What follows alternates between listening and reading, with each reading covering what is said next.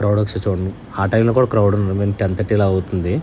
ఆ టైం కూడా ఉన్నారు. కానీ ప్లేస్ బాగుంది. అదంతా ఇది మొత్తం మాడిఫై చేశారు. వేరే ఉండేది ఇప్పుడు మాత్రం ఇదంతా యాడ్ చేయడం వల్ల చాలా బాగుంది. మౌంటైన్ ఇవన్నీ ఈవినింగ్ టైం అయితే పిల్లలు కూడా ఎక్కువ ఉంటాం. వెళ్ళేసరికి కొద్దిగా 10:30 11 అవడం వల్ల క్రౌడ్ అయితే తక్కువ ఉన్నారు. ఇక్కడ చూడండి ఇది ఇక్కడైతే కూర్చోడానికి కూడా మన బైక్ టైర్స్ అని కారు అని టైర్స్తో భలే చేశారు. ఇంకంతా సిట్టింగ్ అంతా చాలా బాగా అనిపించింది. అదైతే వెళ్ళి చాలా టైం అక్కడే స్పెండ్ చేసాం. అలా మాట్లాడుకొని స్లోగా అలాగా అక్కడ కూర్చొని ఇంకా క్రౌడ్ అలా వస్తూనే ఉంటున్నారు. 11 అయిపోయింది. 11 వరకు అక్కడే చూసాం. ఆ తర్వాత అలా బీచ్ రోడ్కి అయితే వెళ్దామని బీచ్ రోడ్కి స్టార్ట్ అయిపోయింది. ఇది బీచ్ రోడ్ దగ్గర అయితే ఇలా ఉన్నారు క్రౌడ్ అప్పుడు కూడా. బీచ్ రోడ్ దగ్గర ఇదంతా వే అంతనా అక్కడ నుంచి చూడండి ఇదంతా మళ్ళీ ఇక్కడ పెట్టా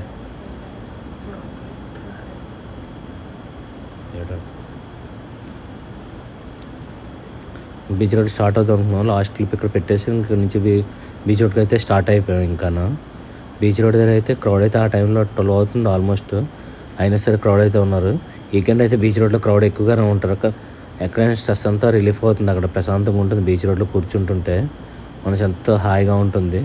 సో కన్ఫామ్గా వీకెండ్ అయితే వైజాగ్లో ఉన్న వాళ్ళందరూ బీచ్ రోడ్లో అయితే కన్ఫామ్గా ఉంటుంటారు అనమాట.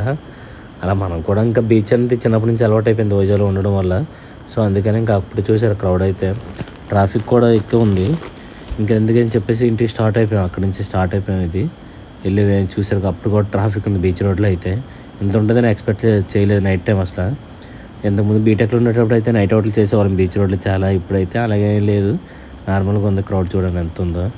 ఇలాంటి మరిన్ని వీడియోల కోసం మన ఛానల్ సబ్స్క్రైబ్ చేసుకోవడం మర్చిపోవద్దు. Thank you for watching more interesting video.